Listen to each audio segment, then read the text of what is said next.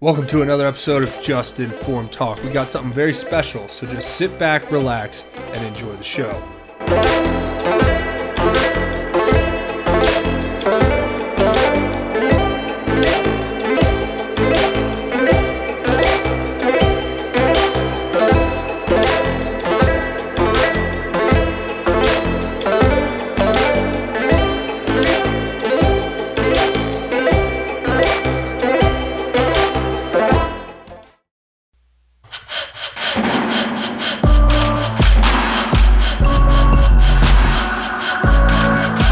Director, thank you so much for being here. We do appreciate it. Do you want to respond to the president? Well, when the president, Donald Trump, was elected president in November 2016, I was skeptical that he had the qualifications, the temperament, or even the potential to be a strong president. I was willing to give him the benefit of the doubt. But soon after his election, he started to denigrate the intelligence and law enforcement profession, as well as professionals, as well as their work. And then over the past year and a half, I think he has demonstrated time and time again that he lies to the American people and that he is not fulfilling the responsibilities of the office of the presidency in terms of keeping this country strong and safe. I was hoping he was going to bring this country together after a very contentious election. And so I have been outspoken, and I have taken to the Twitter sphere. And some of my tweets, I will acknowledge, are rather shrill, if not strident. Maybe I'm just an intelligence officer, and I'm trying to ring the bell because I see all the warning signs here, especially when it comes to national security. I worked in national security in the government for close to 35 years, and on issues related to Iran and North Korea and proliferation and Russia. And when I see the types of things that Mr. Trump is doing, yes, I will speak out. I'm hoping to be able to shake quite frankly, some sense into the people around Mr. Trump and those on the Hill. Because the more that they tolerate and they make excuses for his behavior and his performance, the more they're enabling him, the more they're encouraging him to do these types of things. I don't know whether or not he can change his ways or not. I don't know if my tweets are making any difference whatsoever, but I feel it's my personal obligation, and I'm going to stay true to my principles. And the fact that, Mr. Trump calls me a bad person, well, I need to be able to speak openly and clearly about the concerns that I see in terms of the future security and safety of this country. What was it about that meeting that led you to determine that you needed to start putting down a written record? Combination of things. I think the circumstances, the subject matter, and the person I was interacting with. Circumstances first, I was alone with the President of the United States, or the President-elect, soon to be President. The subject matter, I was talking about matters that touch on the FBI's core responsibility and that relate to the President-elect personally. And then the nature of the person. I was honestly concerned that he might lie about the nature of our meeting, and so I thought it really important to document. When we did our Intelligence Committee assessment, we were aware that there had been research done and that some Republican candidates, as a matter of fact, had contracted through, I think, Fusion GPS to obtain what later became what's known as the dossier. So Clinton paid for part of it, but it had been started and paid for by Republicans. That work was, as I understand it, was handed off later to the DNC or the Clinton campaign.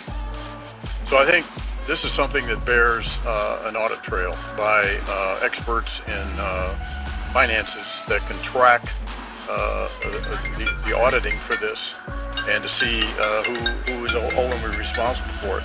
I think with respect to the dossier itself, the key thing is, it doesn't matter who paid for it. It's what the dossier said and the extent to which it's corroborated or not. We had some concerns about it from the standpoint of its sourcing, which we couldn't corroborate. But at the same time, some of the substantive content, not all of it, but some of the substantive content of the dossier, we were able to corroborate in our Intelligence Community assessment, which from other sources, in which we had a very high confidence level. So when the president just refers to it as fake dossier, that is false? I don't think that is the accurate characterization for the entirety of the dossier.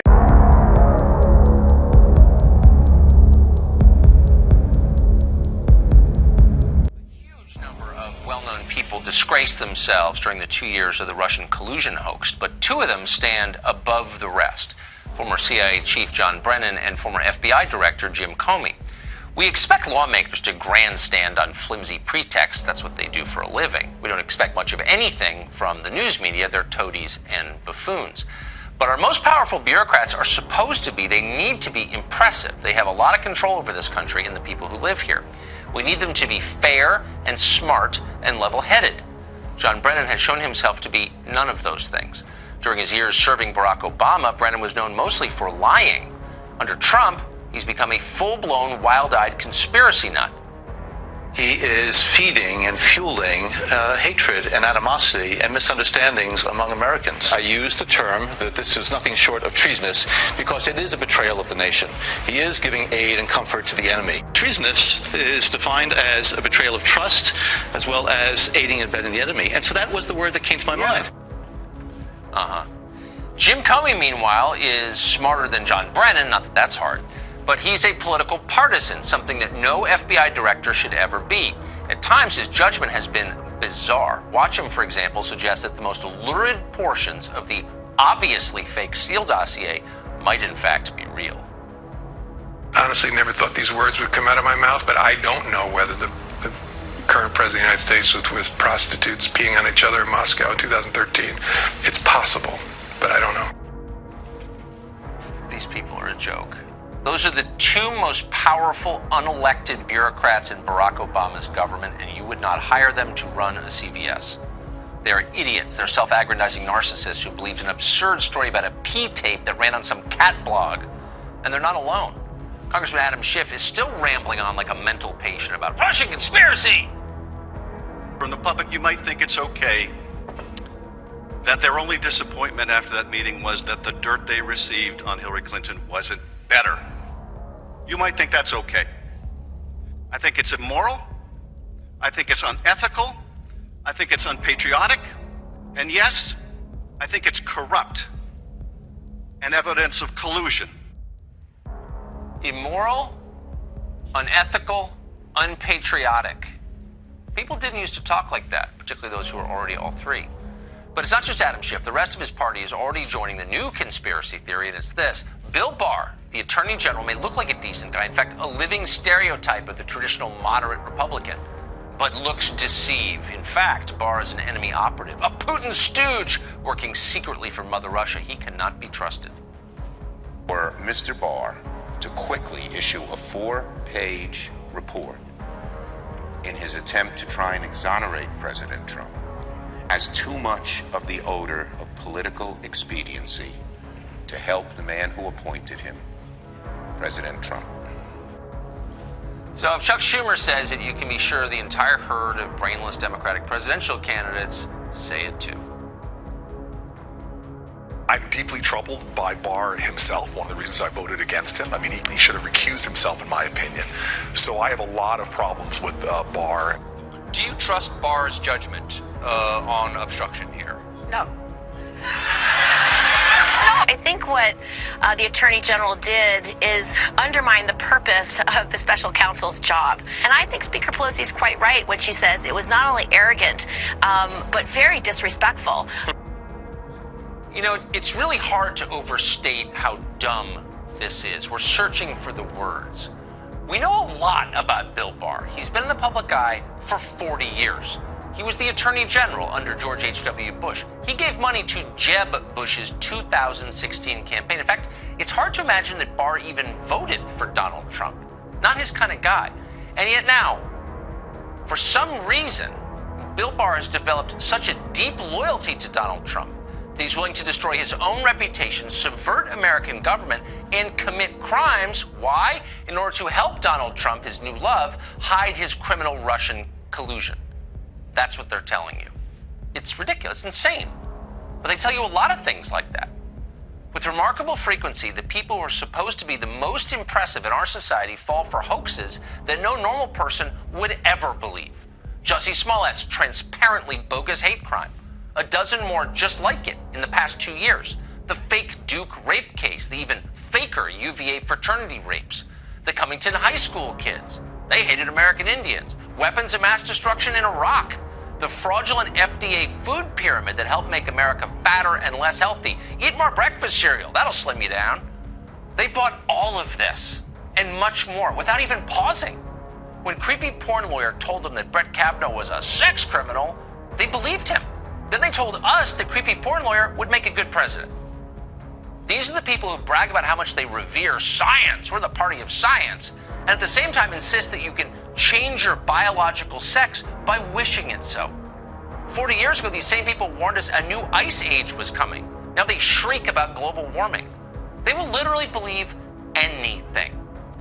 On the left, the Enlightenment is over. Superstition reigns in its place. This is what happens when conventional religion, the ones we all mock, die. People who say, oh, I'm secular, just find something even more implausible to believe in and impose on the rest of us, but with way less self-awareness, and therefore far more dangerously.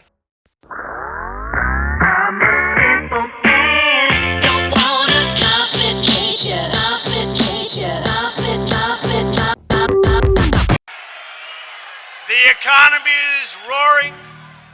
The ISIS caliphate is defeated 100%.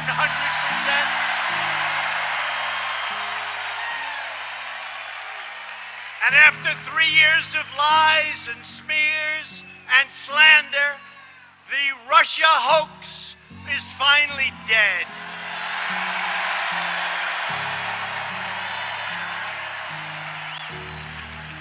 The collusion delusion is over. The special counsel completed its report and found no collusion and no obstruction.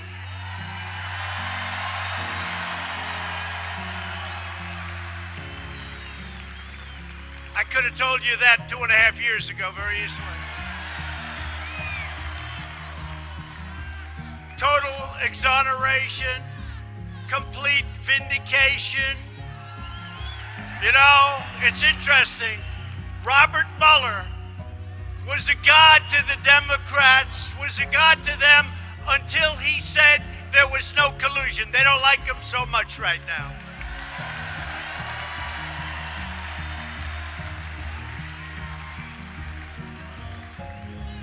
The crazy attempt by the Democrat Party and the fake news media right back there.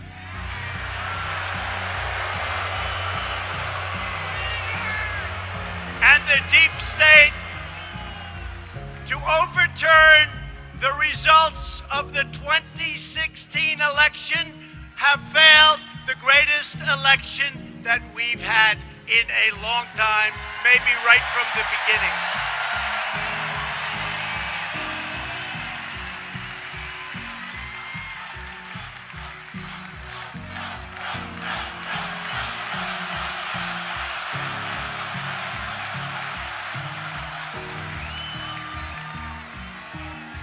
This was nothing more than a sinister effort to undermine our historic election victory and to sabotage the will of the American people.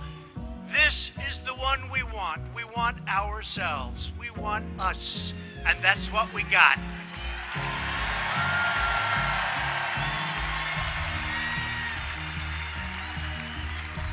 We came from all over to vote. They've never taken it away from us, never. The movement took on the political establishment, the corrupt media, and it's never been more corrupt than it is today.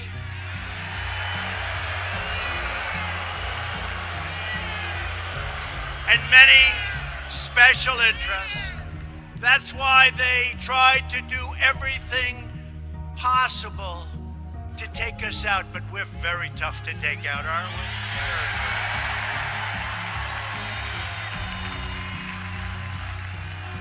The Russia witch hunt was a plan by those who lost the election to try and illegally regain power by framing innocent Americans, many of them. They suffered with an elaborate hoax. They wanted to destroy a movement like our country has never seen before. That's true. Never seen before. And believe me, if these people thought that that wasn't true, they'd be writing it. They've never seen anything like it. Nobody has in this country's history and in most countries' histories. There has never been anything like what we did in 2016 on November 8th.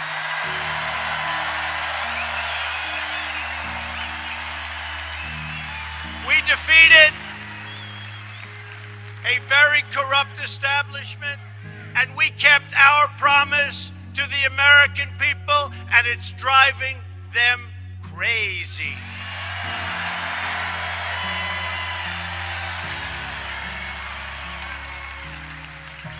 Today, our movement and our country are thriving. Their fraud has been exposed, and the credibility of those who push this hoax is forever broken, and they've now got big problems.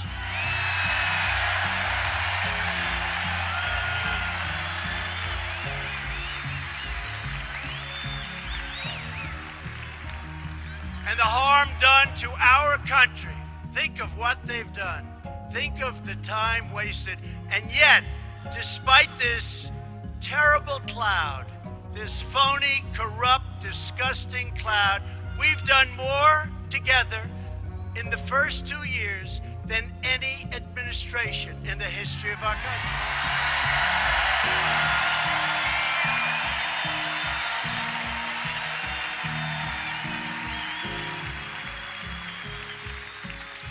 And this group of major losers did not just ruthlessly attack me, my family, and everyone who questioned their lies. They tried to divide our country, to poison the national debate, and to tear up the fabric of our great democracy, the greatest anywhere in the world. They did it all because they refused to accept the results of one of the greatest presidential elections, probably number one, in our history.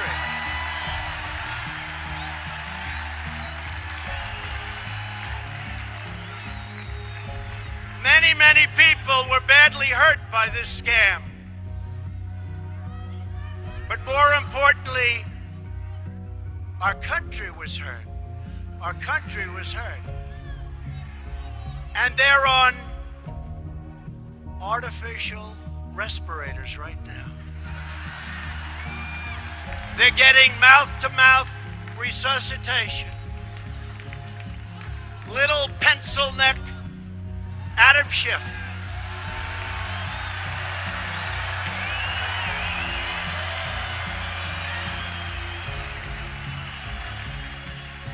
He's got the smallest, thinnest neck I've ever seen. He is not a long ball hitter. But I saw him today. Well, we don't really know. There could still have been some Russia collusion.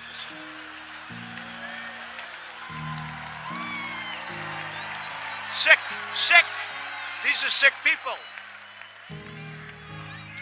And there has to be accountability because it's all lies, and they know it's lies. They know it. They know it.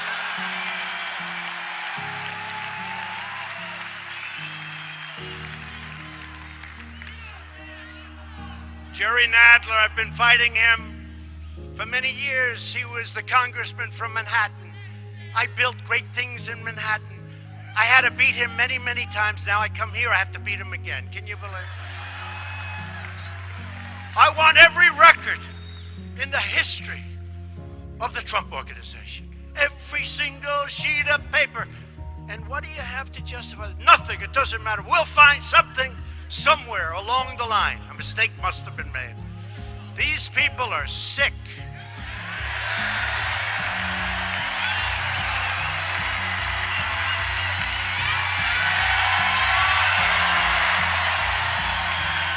Sick. Every single deal, every single paper. All of the Democrat politicians, the media bosses, bad people.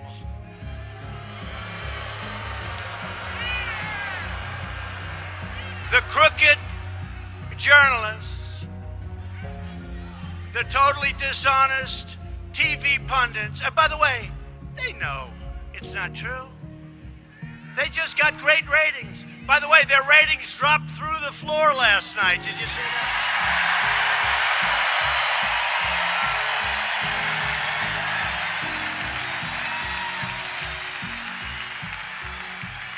And our friends, Tucker, Sean, Laura, through the roof last night.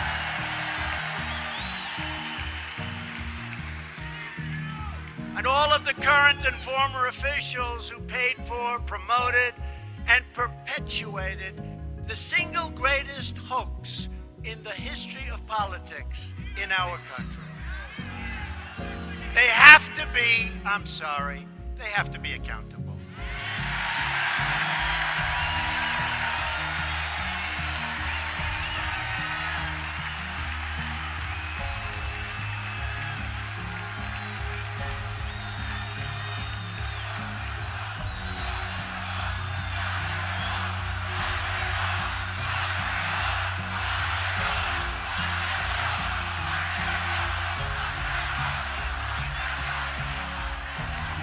Just think of it. A fake, dirty dossier. Millions and millions of dollars paid for it. By who? Crooked Hillary Clinton, the DNC, and the Democrat Party. Think of it. This is what they use. But they failed. They failed in one way. Can you believe it? Maybe I got lucky. Maybe I got lucky because the fake news, they wouldn't put it on. Even they didn't believe it. Think of it. They spent millions of dollars, and the deal was they'd get it published or printed. All of these horrible lies, all now totally exposed as fake. They were going to get it printed just before the election, and they couldn't get any of the media to print it. Thank you very much. I appreciate it. You never know.